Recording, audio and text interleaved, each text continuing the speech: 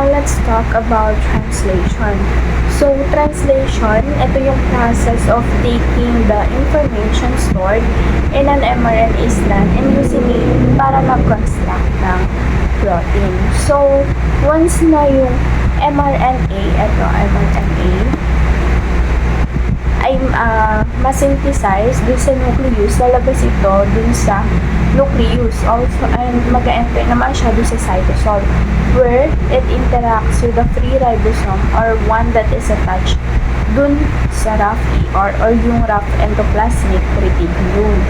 So, now, within the ribosome, makikipag-ugnayan si mRNA sa tRNA, ito, sa tRNA, or yung transfer ribonucleic acid molecules na tinatawag.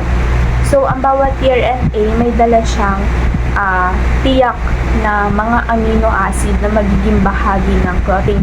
So, ito yung mga amino acid ni tRNA. So, now let's focus on the sequence of nucleotides on the mRNA strand. So, notice that they're separate in sets of 3. Ito, sets of 3. 1, 2, 3, 1, 2, 3. So, hanggang doon, 3. So, each sets of 3 nucleotides represent a codon. So, nagre-represent siya ng ito, codon, which matches up with another 3 nucleotides on the tRNA molecule. So, ito, another 3 sets, so known as anticodon. Kapag yung sa tRNA, anticodon na siya. And each codon matches up with a specific amino acid. And so that, ito yung amino acid. And so that how the information stored in the mRNA strand can be used to construct a protein. May tatlong pangunahing steps ang translation. So, merong initiation, elongation, and termination. So, here in this picture, so we have a ribosome. So, ito siya. So, ribosome, so composed of 2 subunits. So, we have large subunit at small subunit. So, meron din itong tatlong binding site. So, yan, ito. So, ito yung first, ito yung E site, P site, at A site. So, ang A site, dito pumapasok yung, dito, sa A site, dito pumapasok yung tRNA na may dalang amino acid. Dito naman sa P site, so dito naman matatagpuan yung tRNA na may hawak ng mga lumalaking protein chain at dito nabubuo yung peptide band. So, dito sa exit, ito, exit E site. So, ito yung tinatawag na exit site. So, dito naman lumalabas ang tRNA pagkatapos na ibigay yung mga amino acid neto. So, now, during initiation, so we have start. So, meron tayong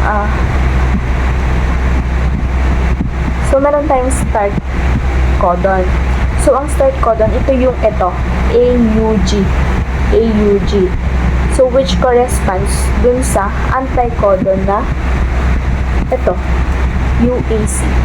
So, nagsisimula yung translation kapag na-recognize ni ribosome yung start codon na AUG sa mRNA. So, ang AUG, ito yung codon na nagsisignal sa beginning of protein synthesis and also codes for amino acid methionine. So, ito yung methionine, ito. So, pagkatapos nito, papasok ang isang tRNA, ito, na may anticodon na UAC. So, yan, papasok siya. So, ang tRNA na ito ay may dalang methionine at didikit ito sa P site, itong nasa gitna. So, didikit siya dyan sa P site ng ribosome. So, kapag maayos nang nakakabit ang start codon at ang unang tRNA, magsasama-sama yung small subunits at yung large subunit para mabuo yung kompletong ribosome. So, pagkatapos nito, edi handa na si ribosome na simulan yung susunod na step sa translation. So, yung next step, tinatawag naman siyang elongation.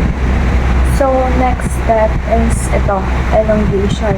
So, now during the second step of translation, which is elongation, so another tRNA molecule yung mag-e-enter kay A site.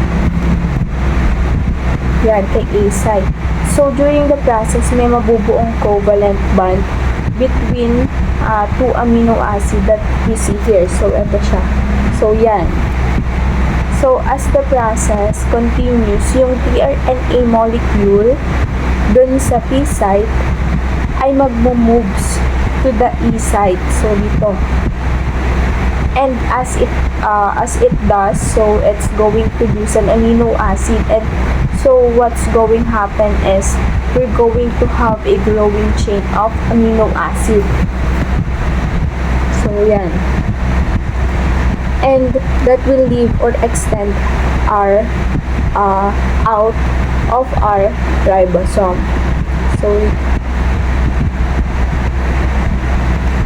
So make sure na naintindihan nyo that the tRNA molecule ay mag-e-enter sa A site and mag-e-exit from the E site. And in the process, the amino acid are being joined together. So, joined together over time. Itong polypeptide chain na ito is going to grow, creating a protein. So, yan, mag-grow siya para hanggang sa mag-create na siya ng protein. So, next step is termination. So, the last step sa translation ay ang termination. So, nagsisimula ito when stop codon is read pala. So, meron tayong tatlong stop codons that you need to be familiar. So, first ito, UAA, UAG, and UGA. So, itong stop codons na ito also known as nonsense codons kasi they don't code for any specific tRNA molecule.